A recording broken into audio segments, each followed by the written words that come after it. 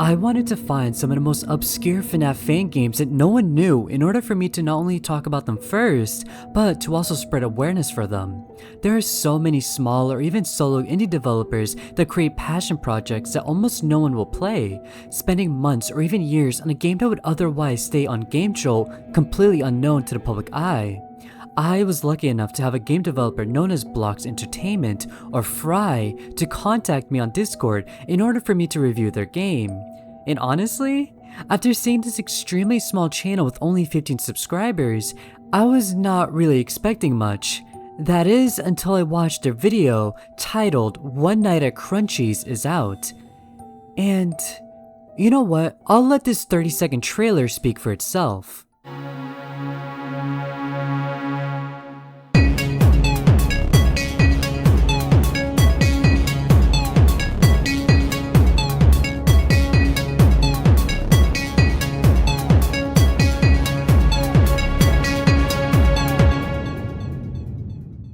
It was short, simple, but more than enough for me to become interested with knowing what exactly was within this game. The graphics were extremely well done, especially by a solo dev. The music was engaging and even produced by Fry themselves. But the one thing that interested me the most was the fact that no animatronics was shown within this trailer. That is usually the selling point out of every single one of these FNAF fan games. What do the animatronics look like? Well, to answer that question, I guess we have to play this game for ourselves. Here is an in-depth review of this unknown game no one has ever played. One Night at Crunchy's.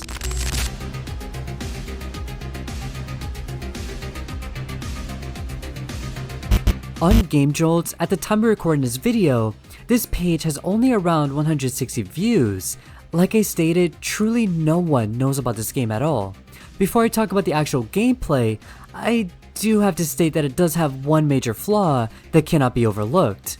Usually when downloading these FNAF fan games, you get them as a file and simply have to open them up. Here, that is not the case. When you download this game, you get an SB3 file, and not gonna lie, I thought this was gonna be a virus at first, and got kind of terrified. I literally just downloaded this link from a stranger on Discord saying they made a FNAF fan game. I think you could agree with me that I was justified in being a little bit scared here. That was until I googled what this meant.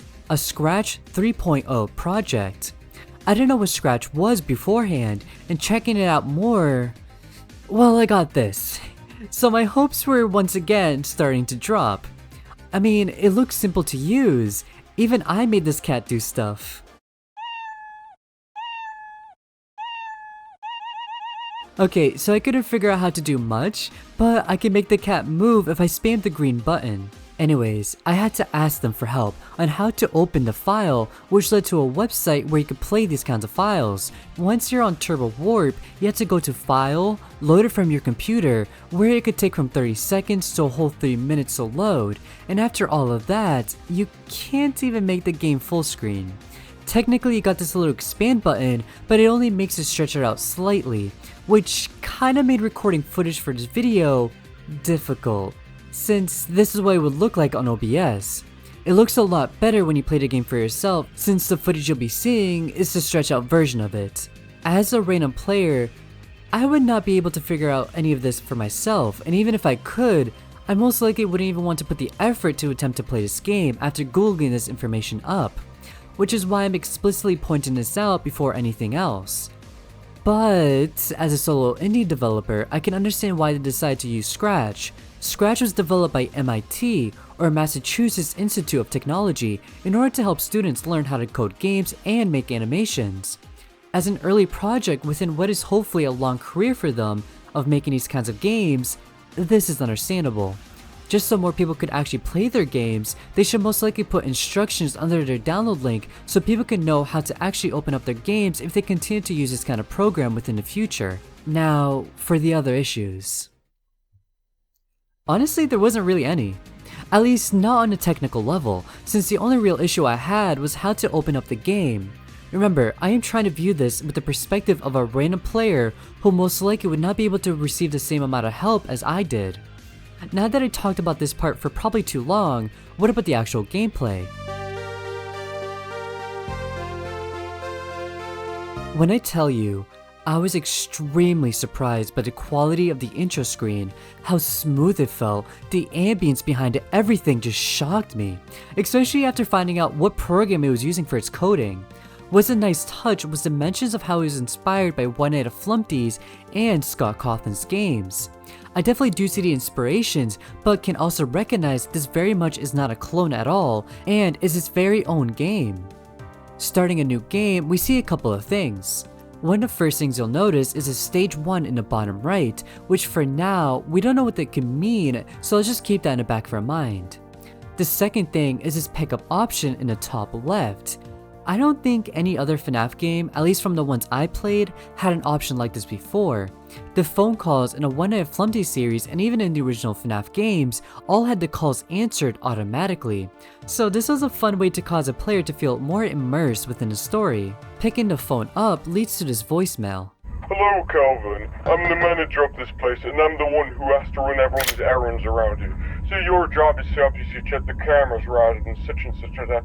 But also you'll be the one having to supply the power facility all night long, because we're on the brink of bankruptcy and we don't have the money like we used to. And so we have to use unlimited amounts of power in the night, you see. So make sure that the bar on the screen, on one of the selection bars, whatever we call it, doesn't run out, because if it runs out and the power goes out, then you're fired. Alright, if you're struggling on what to do, or you just completely forgot what I just sounded like the complete moron you are, call me back, alright? Alright, good luck. Obviously, with the inspiration of One Night At Flumpty's, you could tell this game isn't really trying to take itself too seriously with a phone call like that, adding slight comedic elements to cause you feel less tense by your environment. That is, until the second phone call happens. Hello, Kelvin. Well, it's not really too much or anything, but just a little bit of revenge. My name is Crunchy. We're coming for you, and there's nothing you can do about it. You people have been leaving us to rot in those cells for years, treating us like prisoners and animals. We've done nothing wrong to you, and you leave us like this! Now, you must face what you people have done to us! This is what you deserve! Oh, we can, and we will! If you played other FNAF or FNAF fan games, you most likely would have never expected a second phone call, since that is almost never done. After this call, the game's title will pop up on screen, along with the time and its anxiety meter. With how smooth this transition was, with the music and inclusion of the game's real mechanics, I immediately need to know everything about this game. I'll explain this anxiety meter soon, but first, let's check out the camera system. In my very short review of the Five Nights at Freddy series, I talked about how much I hated the second game's camera system. Not just the visuals of the game, which in my opinion were completely boring and bland, but the whole design of the cameras. Here, the camera system is simple, but generally felt pretty well made. I love the green colors to express how you're using night vision mode to look inside this dark facility. There are 4 camera locations with a map as well. Now, the camera locations don't really tell you where everything is, but all you will really need to know is that if something leaves cam 1, they are most likely going to be at your door. The map is basically useless, but I love the inclusion of it since it adds more depth to the game. I might be just weird, but I like figuring out layouts for these kinds of games, and seeing a blueprint of the building made me more invested within its world. Now, let's talk about the 3 lab experiments within this game. These are not animatronics, which isn't something I expected. Usually, these fan games would try to create animatronics to fit their locations, but this setting isn't taking place in any fast food restaurant, but instead is taking place in a facility that's focused on some sort of scientific research, which resulted in these 3 lab experiments wanting revenge on those working within this place. Looking at some lists real quick, within Game Rant's top 10 most beloved FNAF fan games, 8 out of the 10 fan games were made with animatronics, with the only 2 on this list being One Night At Flumpty's and Five Nights at Treasure Island. In CBR's top 10 Five Nights at Freddy's fan games better than the original, I'm not agreeing or disagreeing with this list, don't attack me in the comments, 9 out of the 10 games talked about once again had animatronics, with only 1 using some other kind of character, which again is Flumpty's. Most of the popular FNAF fan games usually use some sort of animatronic or try to revamp the original cast, which is why it is refreshing to see some people trying to create games using the FNAF formula but twisting it in a unique way. Now, I'm not saying this hasn't been done in the past. There are plenty of other FNAF fan games that did get popular that didn't use animatronics, but most of the time, they usually use a famous character like Sonic, Wario, Mario, things such as that. There's no such thing as closing doors within this game. Instead, there's only one way out of this office, and that's the doors to our left. We could open this door to point our flashlight outside, but other than that, we cannot lock it shut. This is where we learn about our first lab experiment, Crunchy, who was a giant apple. Purposely dying to Crunchy since I am obviously too good to lose in any game, we'll reveal this folder with some information. Subject 5641, Knob Labs. The subject, aka Crunchy, is a failed test experiment. Behavior: hates bright and will quickly try to cover its eyes or back off, and aggressive. More info will be provided in the future. Now, there are some spelling mistakes, but since it was inspired by Flumpty's, it was probably done to make this game less serious, or due to English not being the creator's first language. But honestly, I'm not the grammar police, so I don't mind it at all. I do really like this feature though. Once again, drawing a parallel to my Kenny's video, within Five Nights at Freddy's 2, something I got kind of mad over was its way of trying to tell the players exactly how to play the game using text boxes. This is one of the laziest ways of doing this, and honestly, like I said in that video, removes the immersion completely. I want to feel like I'm the one sitting in that chair being hunted down, but instead I see giant floating boxes in the air telling me how to play the game.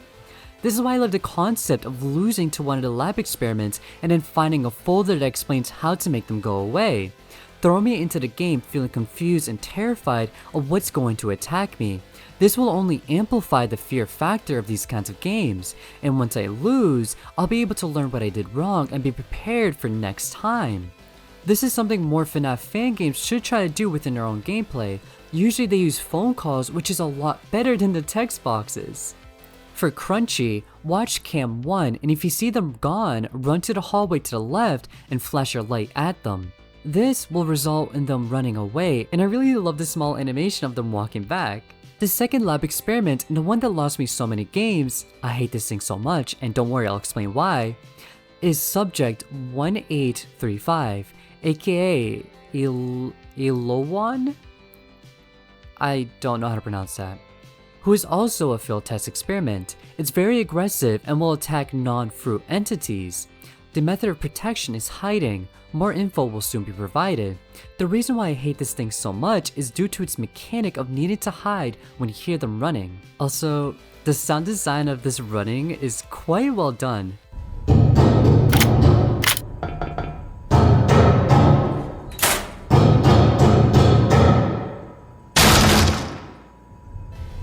Especially with the door being broken down when they reach your office. When you hear this, you will need to hide in a closet that's on our right. Both Crunchy and this lemon come from the same location, but with the lemon running at you, you need to be more aware of where they are. If they leave cam 1, there will be a slight delay of whether or not the sound of them running will start. So if you open the door without knowing where they are, it will lead to them jump scaring you instantly, even if the running sound just started. The longer the night goes on, the more aggressive they seem to get, so you might catch yourself opening up the door in order to scare off Crunchy while forgetting there's another threat to worry about. Now, for the final lab experiment, and it's one that won't even be able to scare you at all, this being the green blob thing with only one dangling eye. At first, I didn't understand what to do with it until I realized there was a light button.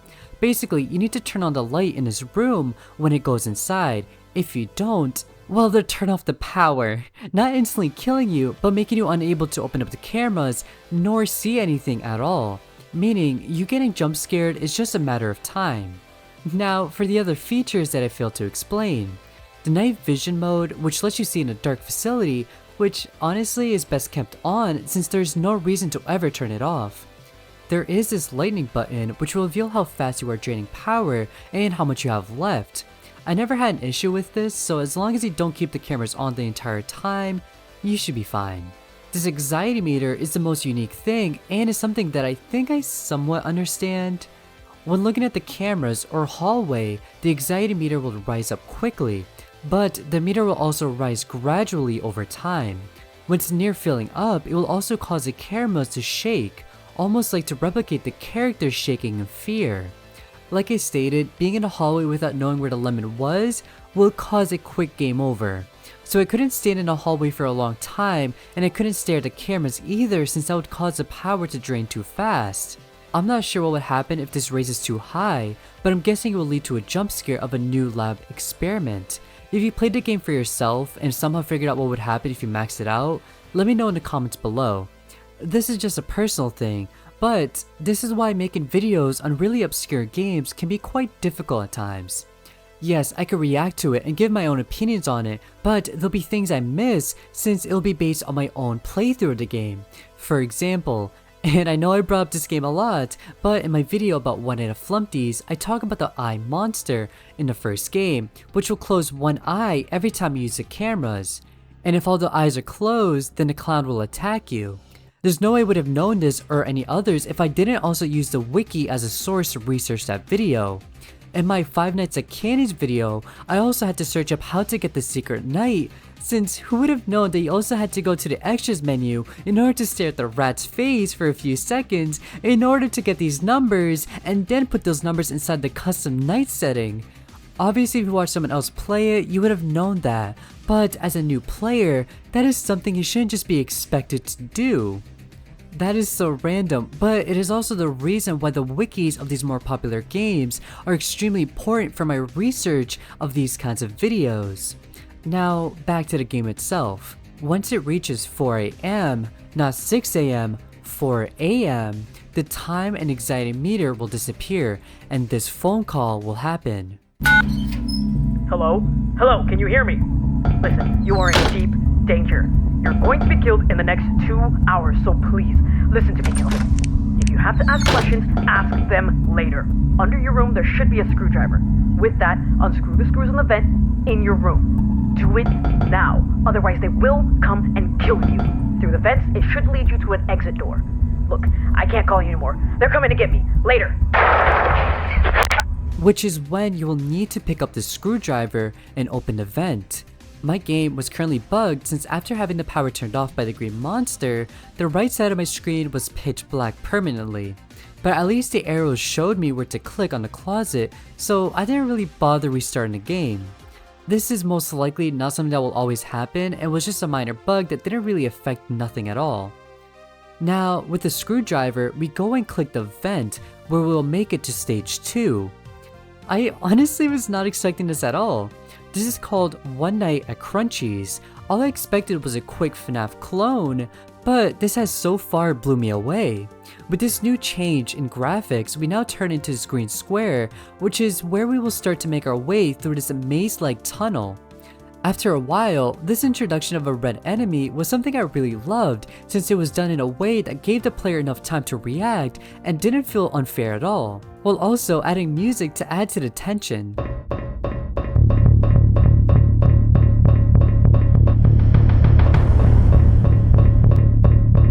So, after a while, with us finally making it out of the vents, we make it to the front of the exit door, which is boarded up for some reason, and we need a code. On our left side, we'll find a hammer, and on our right side, we'll conveniently find a piece of paper with the code on it that we need to get out of here. After putting the code in and taking off the boards, this cutscene will play.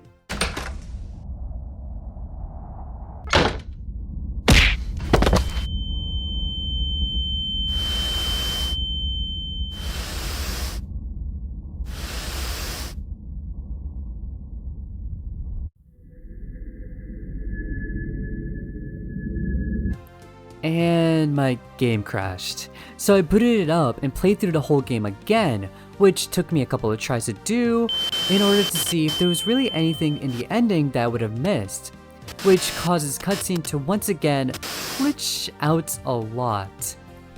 However, we find out that the last scene was just us being dragged away by Crunchy. My computer is quite strong and doesn't really have any issues running many games. In fact, this was the first time my computer had any issues with this game since the ending was the only point where it ever lagged. Now, after reviewing the whole game, let's finish off the video with some closing thoughts.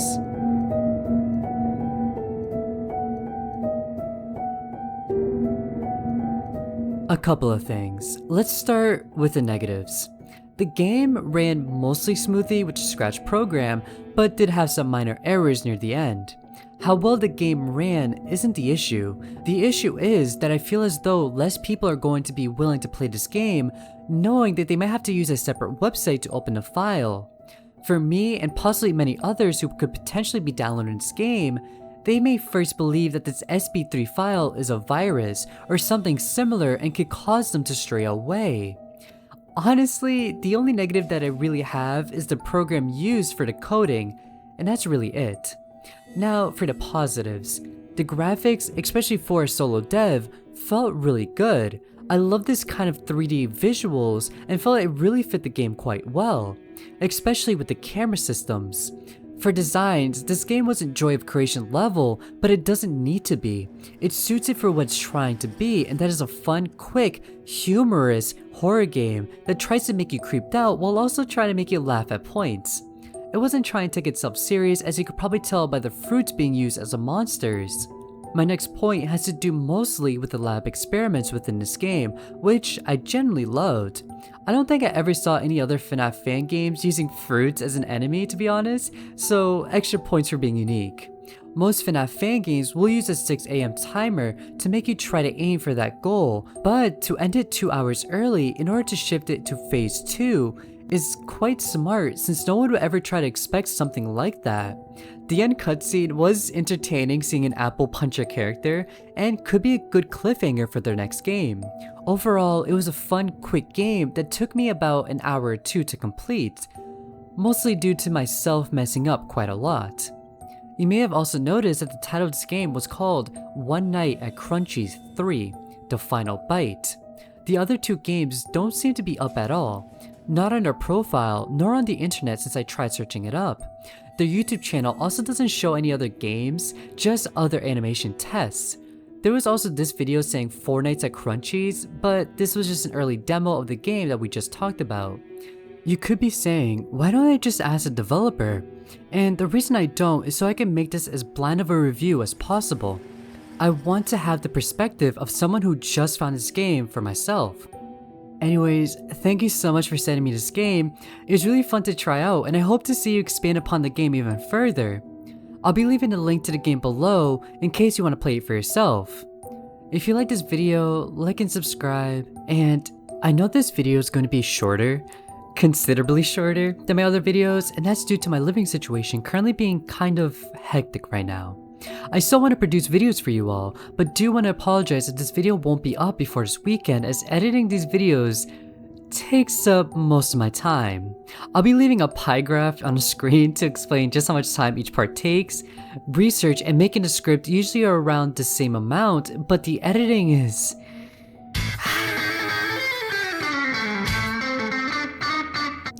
Thank you to everyone who has been sticking around in the channel, and another thank you to those who watched all the way until the end. Anyways, in the meantime, I'm going to take a nap. Peace.